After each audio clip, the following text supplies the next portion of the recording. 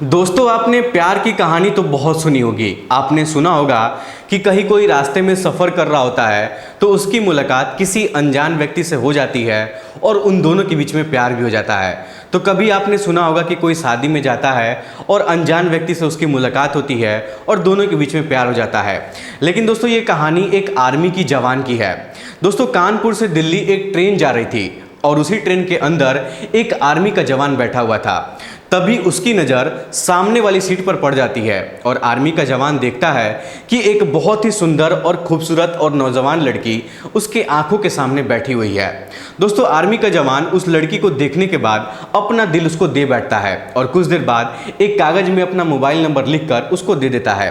दोस्तों, वो लड़की मोबाइल नंबर ले लेती है और अपने बैग में रख लेती है। लेकिन उसके बाद इन दोनों के बीच में बहुत सारी बातें होती है। लेकिन ट्रेन जब दिल्ली के रेलवे स्टेशन पर पहुंच जाती है तब लड़की उतर जाती है और अपना कामकाज करने के लिए चली जाती है।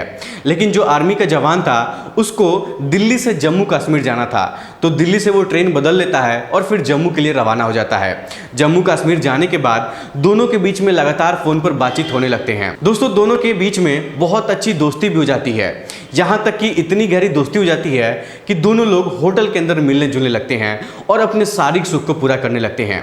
अब दोस्तों, इस तरीके से वक्त गुजर रहा था और देखते ही देखते पूरे 3 साल का वक्त गुजर जाता है। आर्मी का जवान उस लड़की के साथ लगातार शारीरिक संबंध बनाता है, मौज मस्ती करता है। लेकिन जब लड़की शादी करने के लिए कहती है तो दोस्तों, आर्मी का जवान एक होटल के कमरे में उस लड़की को लेकर जाता है और सिर्फ उसको दिखाने के लिए उसके मांग में सिंदूर लगाता है, उसके गले में मंगलसूत्र पहनाता है। तब लड़की सोचती है कि अब हम दोनों ने शादी कर लिया है, अब कोई परेशानी की बात नहीं है, अब हम दोनों खुलकर एक साथ रह सकते हैं।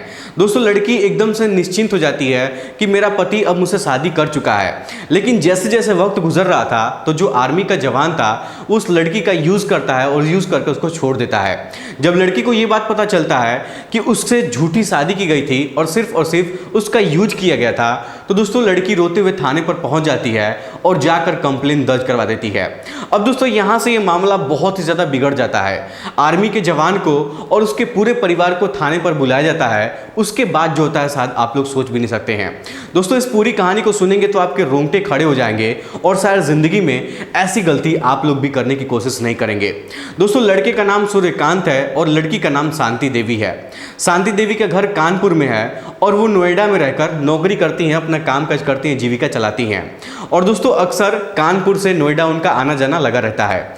लेकिन जो सूर्यकांत था वो आर्मी में नौकरी करता था और छुट्टी पर अपने गांव गया था। दोस्तों, सूर्यकांत का जो घर है, उसका गांव है, वो पटना में था।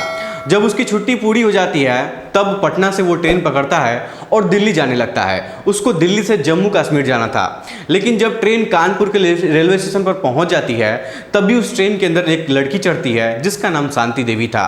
दोस्तों, शांति देवी सूर्यकांत के बगल वाले सीट पर आकर बैठ जाती है और अपने दोस्तों से बातचीत करने लगती है, अपने दोस्तों से हंसी मजाक करने लगती है। सूर्यकांत लगातार शांति देवी को अपने आंखों से देखे जा रहा था और देखते ही देखते सूर्यकांत को शांति देवी से प्यार हो जाता है। दोस्तों, 1-2 घंटे का सफर तय करने के बाद सूर्यकांत शांति देवी को एक कागज में अपना मोबाइल नंबर लिखकर उसको दे देता है और कहता है कि तुम मुझे फोन करना, मुझे तुमसे बात करना है। अब दोस्तों, शांति देवी उसका मोबाइल नंबर ले लेती हैं और अपने बैग में उस नंबर को रख लेती हैं और सूर्यकांत से वो बहुत सारी बातचीत करने लगती हैं, पूछने लगती है कि तुम क्या करते हो, कहाँ का रहने वाले हो। दोनों के बीच में बहुत सारी बातें होती हैं और देखते ही देखते जो ट्रेन है वो दिल्ली के रेलवे स्टेशन पर पहुंच जाती है। सूर्यकांत को जम्मू कश्मीर जाना था तो सूर्यकांत दिल्ली रेलवे स्टेशन पर उतर जाता है और वहां से शांति देवी अपने क्वार्टर पर चली जाती हैं नौकरी करने के लिए और जो सूर्यकांत था वो दूसरी ट्रेन पकड़कर जम्मू कश्मीर चला जाता है अपनी ड्यूटी करने के लिए। लेकिन जम्मू कश्मीर जाने के बाद सूर्यकांत 4-5 दिनों तक शांति देवी के फोन का इंतजार करता है, लेकिन शांति देवी उसको फोन नहीं करती हैं। इधर जो शांति देवी थी वो जब घर पर अपने गई थी तो 3-4 दिन बाद वो अपने बैग की सफाई कर रही थी, जिस बैग में मोबाइल नंबर रखी थी। जब बैग की सफाई कर रही थी तो उस बैग से एक मोबाइल नंबर निकलता है। तब जाकर शांति देवी को ऐसा महसूस होता है, ऐसा याद आता है कि उस दिन ट्रेन में एक लड़का उनको नंबर दिया था और बोला था कि जब फ्री होना तो मुझे फ़ोन करना, मुझे तुमसे बात करना है। अब दोस्तों, शांति देवी उस नंबर पर फ़ोन करती हैं तो सूर्यकांत उस फ़ोन को उठाता है और कहता है कि मैं कई दिनों से आपके फ़ोन का इंतज़ार कर रहा था, आप फ़ोन क्यों नहीं कर रही थी। तब शांति देवी कहती हैं कि आप भला मेरे फ़ोन का इंतज़ार क्यों कर रहे थे, मैं तो भूल गई थी कि आप मुझे नंबर भी दिए थे। वो तो आज मैं अपने बैग की साफ़ सफाई कर रही थी तो मुझे आपका नंबर मिल गया, नहीं तो मैं आपको कभी फ़ोन ही नहीं कर पाती। अब दोस्तों इस तरीके से दोनों के बीच में बहुत सारी बातें होती हैं और ये बात एक दिन नहीं होती है बल्कि हर 2-4 दिन पर दोनों लोग फ़ोन पर बातचीत कर लिया करते थे। और दोस्तों देखते ही देखते इन दोनों के बीच में बहुत गहरी दोस्ती भी हो जाती है, दोनों की मानसिकता मिलने जुलने लगती हैं और धीरे धीरे दोस्ती जो है वो प्यार में बदल जाती है। दोस्तों सूर्यकांत लगभग 6 महीने तक जम्मू कश्मीर में रहकर अपनी ड्यूटी करता है और 6 महीने बाद जब उसको 1 महीने की छुट्टी मिलती है तो शांति देवी से कहता है कि देखो मुझे 1 महीने की छुट्टी मिली है और मैं घर जा रहा हूँ, लेकिन मैं घर जाने से पहले तुमसे मिलना चाहता हूँ। तब शांति देवी कहती हैं कि आप पहली बारी मुझसे मिलने के लिए क्यों बुला रहे हैं, हम लोग एक दूसरे को अच्छे से जानते भी नहीं हैं, हम लोग बस एक बारी मिले हैं वो भी ट्रेन में, और इतना जल्दी मैं आप पर भरोसा कैसे कर लूँ। तब सूर्यकांत कहता है कि देखो शांति, मुझे कुछ नहीं पता है, मैं तुमसे बहुत ज़्यादा प्यार करता हूँ और घर जाने से पहले मैं बीच में तुमसे मिलना चाहता हूँ। दोस्तों जो सूर्यकांत है ना वो फ़ोन पर बहुत ज़्यादा जिद पकड़ लेता है मिलने के लिए, तो शांति देवी उसके बातों को मान जाती हैं और कहती हैं कि ठीक है मैं तुमसे मिलने के लिए आऊँगी। अब दोस्तों इस तरीके से जो सूर्यकांत है वो जम्मू कश्मीर से रवाना होता है और नोएडा शांति देवी के पास चला आता है, जहाँ पर शांति देवी अपना क्वार्टर लेकर रह रही थी और वहाँ पर अपना कामकाज कर रही थी। वहीं पर वो आ जाता है।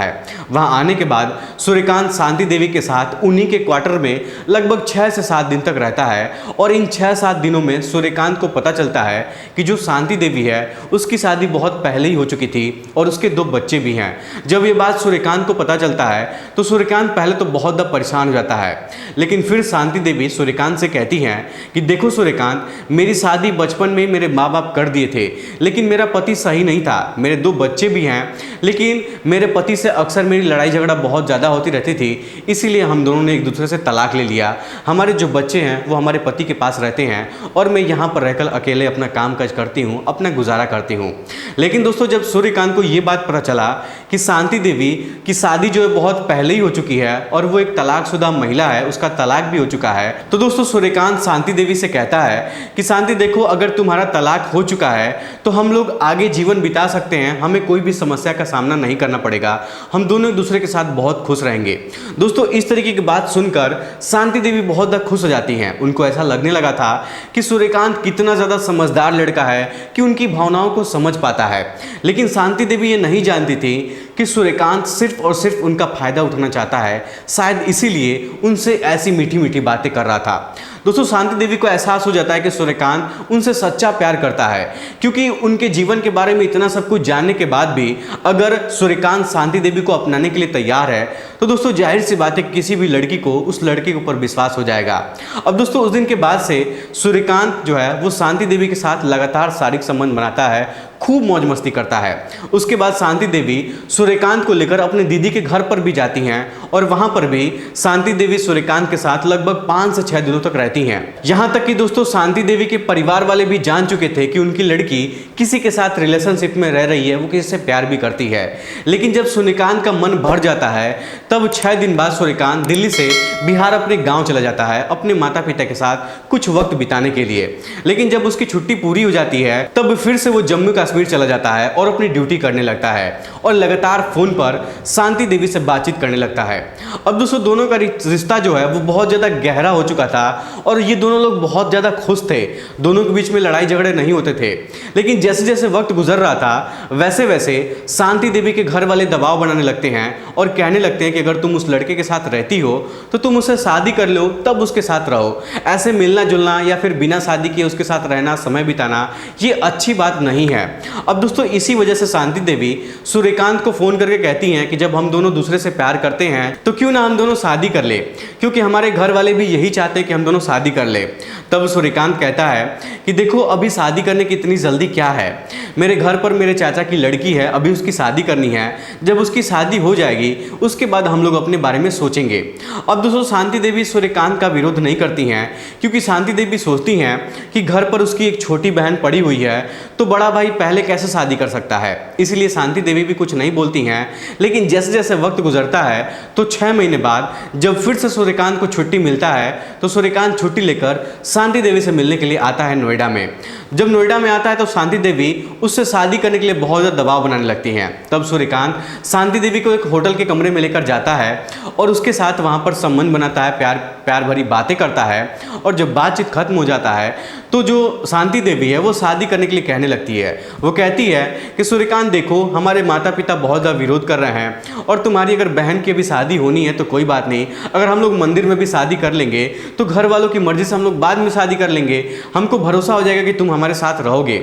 अब दोस्तों यही वजह था कि जो सूर्यकांत था वो शांति देवी को एक होटल के कमरे में लेकर जाता है। वहाँ पर शांति देवी को सिंदूर लगाता है, मंगलसूत्र उसको पहनाता है और मंगलसूत्र पहनाने के बाद ये दोनों लोग एक मंदिर पर जाते हैं, मंदिर पर पूजा पाठ हवन वगैरह करते हैं। तो शांति देवी को ऐसा लगने लगा था कि जो सूर्यकांत है अब उससे शादी कर लिया है और उसके ज़िंदगी में अब वो हमेशा साथ देगा, उसको कोई भी जुदा नहीं कर सकता है। लेकिन दोस्तों शांति को ये बात पता नहीं था कि उसके साथ जो सूर्यकांत है वो मजाक कर रहा है, ना कि उसके साथ जीवन बिताने की कोशिश कर रहा है। जब सूर्यकांत शांति देवी के साथ शादी कर लेता है तो शांति देवी सूर्यकांत के घर वालों से बातचीत करने का जिक्र करती हैं। तब सूर्यकांत अपने छोटे भाई से शांति देवी को बात करवाता है और फिर अपनी माँ से भी बात करवाता है। जब शांति देवी सूर्यकांत के घर वालों से बातचीत कर लेती हैं तो शांति देवी को भी सुकून मिल जाता है कि चलो ठीक है, अब मैं लड़के से शादी भी कर चुकी हूँ, उसके घर वालों से बातचीत भी करती हूँ, तो अब कोई भी विवाद की बातचीत नहीं, अब सब कुछ ठीक है, कोई परेशानी की बात नहीं है। लेकिन जब सूर्यकांत के घर वालों को ये बात पता चल जाता है कि सूर्यकांत नोएडा में रहकर किसी लड़की से शादी कर लिया है तो उसके घर वाले बहुत ज़्यादा विरोध करने लगते हैं। लेकिन ये बात शांति देवी को पता नहीं था कि उसके घर वाले इस बात से विरोध कर रहे हैं। अब दोस्तों सूर्यकांत के घर वाले सूर्यकांत को फ़ोन करके बहुत ज़्यादा भला बुरा उल्टा सीधा बोलने लगते हैं, गाली गलौज भी करने लगते हैं और सूर्यकांत की दूसरी शादी करवाने के लिए दूसरी लड़की उसके घर वाले देखने लगते हैं। अब दोस्तों सूर्यकांत दोनों तरफ से फंस चुका था। एक तरफ उसके घर वाले दूसरी शादी करवाना चाहते थे तो दूसरी तरफ सूर्यकांत पहले ही अपनी शांति देवी से शादी कर चुका था और शांति देवी के साथ रहने की कोशिश कर रहा था। अब दोस्तों सूर्यकांत एकदम से सोच में पड़ जाता है कि क्या करूं, मैं अपने घर वालों की बातों को मानूं या फिर शांति देवी के साथ शादी करके अच्छे से जिंदगी बसा लूं। लेकिन काफी कुछ सोचने विचारने के बाद सूर्यकांत अपने परिवार वालों की बातों को मानता है और शांति देवी से बात करना बंद कर देता है। ना तो फोन से बात करता है और ना ही मिलने जुलने आता है। जब शांति देवी फोन करती थी तो सूर्यकांत उनका फोन उठाता ही नहीं था और शांति देवी जब सूर्यकांत के माता पिता को फोन करती थी तो वो लोग भी शांति देवी से बात नहीं करते थे। अब दोस्तों इसी तरीके से देखते ही देखते पूरे 1 महीने का वक्त गुजर जाता है। अब 1 महीने बाद जब सूर्यकांत शांति देवी से बातचीत नहीं करता है, कोई खोज खबर उसका नहीं मिलता है, तो शांति देवी को एहसास हो जाता है कि कहीं ना कहीं उसके साथ कुछ ना कुछ गलत जरूर हो रहा है। दोस्तों शांति देवी बहुत ज़्यादा परेशान हो चुकी थी, तभी अपने घर वालों से बातचीत करती हैं और उनको बताती है कि उनकी ज़िंदगी में ऐसा चल रहा है। तो शांति देवी के घर वाले सलाह देते हैं कि तुम पुलिस में जाकर कंप्लेंट करो उसके खिलाफ, उसके बाद देखा जाएगा कि क्या होता है। अब दोस्तों इस तरीके से शांति देवी अपने नज़दीकी थाने में जाती हैं और अपनी पूरी कहानी पुलिस वालों को बताती हैं कि कैसे सूर्यकांत उनके साथ शारीरिक संबंध बनाकर उनको छोड़ दिया है। अब दोस्तों जब पुलिस वाले शांति देवी की इस पूरी कहानी को सुनते हैं तो यहाँ पर बात एक लड़की की थी। पुलिस वाले पीछे नहीं हटते हैं और सूर्यकांत को फ़ोन करते हैं और उसको थाने पर बुला लेते हैं। यहाँ तक कि दोस्तों सूर्यकांत के घर वालों को, उसके परिवार वालों को भी थाने पर बुलाया जाता है। जब सूर्यकांत के पूरे परिवार के लोग और सूर्यकांत थाने पर पहुँचते हैं और जब शांति देवी और शांति देवी के परिवार वाले थाने पर पहुँचते हैं तो दोनों पक्षों के बीच में बहुत सारी बातचीत होती हैं।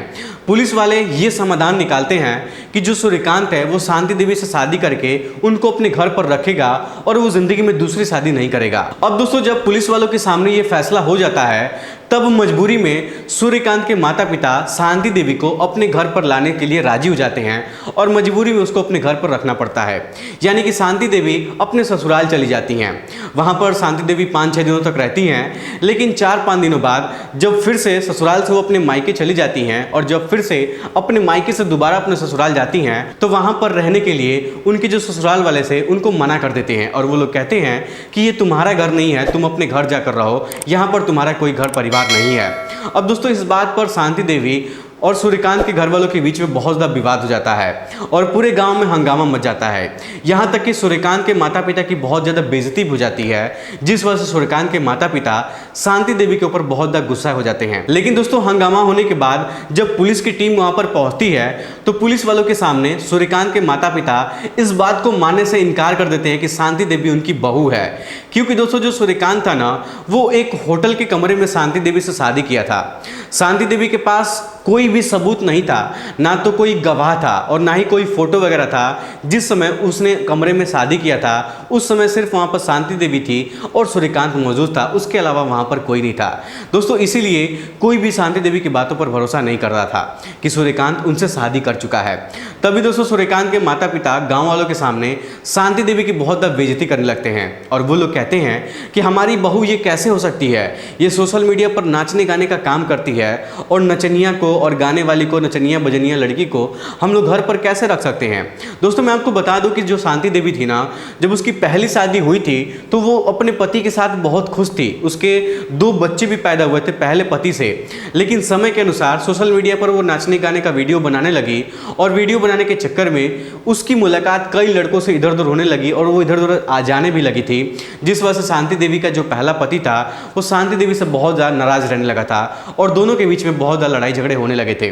दोस्तों इसी वजह से शांति देवी अपने पहले पति से तलाक ले ली थी और दोस्तों यही वजह था कि सूर्यकांत के घर वाले भी शांति देवी को अपने घर पर या फिर अपनी बहू मानने के लिए तैयार नहीं थे, क्योंकि दोस्तों शांति देवी पहले से ही शादीशुदा महिला थी और उसके 2 बच्चे भी थे। सूर्यकांत के घर वाले सोच रहे थे कि शांति देवी उनके बेटे को अपने जाल में फंसा लेगी और धन दौलत सब कुछ हड़प लेगी और फिर यहाँ से गायब हो जाएगी। इसीलिए सूर्यकांत के माता पिता शांति देवी को अपनी बहू मानने से इनकार कर देते हैं। फिलहाल दोस्तों जो शांति देवी हैं वो लगातार ये कोशिश अभी भी कर रही हैं। आज के डेट में जब मैं वीडियो बना रहा हूँ तो आज भी वो कोशिश कर रही हैं कि जो सूर्यकांत है फिर से उनको अपने पास रख ले और अपने पत्नी का दर्जा उनको दे, लेकिन ना तो सूर्यकांत के घर वाले इस बात को मानने के लिए तैयार है कि वो हमारी बहू है और ना ही सूर्यकांत इस बात को मानने का तैयार है। दोस्तों फिलहाल अभी पुलिस वाले सूर्यकांत की तलाश कर रहे हैं, लेकिन उसका कुछ भी अता पता नहीं चल रहा है। सूर्यकांत का मोबाइल भी स्विच ऑफ आ रहा है और ना तो वो अपने घर वालों से बात कर रहा है और ना ही वो शांति देवी से बात कर रहा है।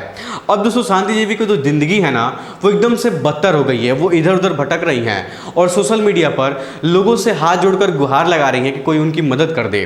दोस्तों इस कहानी के सुनने के बाद आप लोग क्या कहना चाहेंगे, अपनी राय हमें कमेंट बॉक्स में जरूर बताइएगा। क्या शांति देवी अपनी ज़िंदगी में जो भी कुछ की हैं वो सही की हैं या फिर गलत की हैं, या फिर जो सूर्यकांत है वो शांति देवी के साथ जो भी कुछ किया है वो गलत किया है या फिर सही किया है। दोस्तों मुझे तो यही लगता है ना कि जब सूर्यकांत को ये बात पता चल गया होगा कि शांति देवी शादीशुदा महिला है, उसके 2 बच्चे भी हैं, उसका तलाक भी हो चुका है, तो सूर्यकांत सिर्फ अपनी हवस को मिटाने के लिए शांति देवी को अपने पास रख रहा था और झूठा शादी का वादा भी किया था। और जब उसका काम पूरा हो गया था तब शांति देवी को छोड़कर अपने काम में व्यस्त हो गया था। लेकिन दोस्तों इतना सब होने के बाद शांति देवी की जिंदगी पूरे तरीके से बर्बाद हो गई। दोस्तों आगे की कहानी में क्या हुआ, क्या सूर्यकांत शांति देवी को अपनी पत्नी के रूप में स्वीकार करता है या फिर मजाक में लेकर उसको छोड़ देता है। जैसे ही मुझे इस घटना की जानकारी मिलेगी, जैसे ही इस घटना के बारे में और कुछ जानकारी मिलती है मुझे, तो मैं आप लोग को एक वीडियो बनाकर और भी बता दूंगा। लेकिन दोस्तों एक बात मैं आप लोगों से कहना चाहूंगा कि अगर कोई भी लड़की मेरे इस वीडियो को देख रही है तो मैं उन सभी लड़कियों से हाथ जोड़कर विनती कर रहा हूं कि अगर आप लोग किसी भी लड़के के साथ प्यार मोहब्बत करती हैं, जीवन बिताने का कसम खाती हैं, आप उनके साथ फिजिकली होती हैं, तो संबंध बनाने से पहले आप उस लड़के से कोर्ट मैरिज कर लीजिए। अगर आप कोर्ट मैरिज कर लेंगी तो आपके पास शादी का एक कागज रहेगा और उस कागज के बलबूते आप उस लड़के से कुछ भी करवा सकती हैं। अगर वो लड़का आपको छोड़कर जाने की कोशिश भी करेगा, अगर वो छोड़कर जाना भी चाहता होगा, तो उस कागज की वजह से आपको छोड़कर नहीं जाएगा। अगर आपके पास वो शादी का कागज रहेगा या फिर शादी का सर्टिफिकेट रहेगा तो दोस्तों प्यार मोहब्बत करने से पहले इन सब चीज़ों का ध्यान देना भी जरूरी है। फिलहाल दोस्तों आज की कहानी में इतना ही। वीडियो पसंद आए तो वीडियो को लाइक, चैनल सब्सक्राइब जरूर करिएगा। आप सभी लोग का बहुत बहुत धन्यवाद।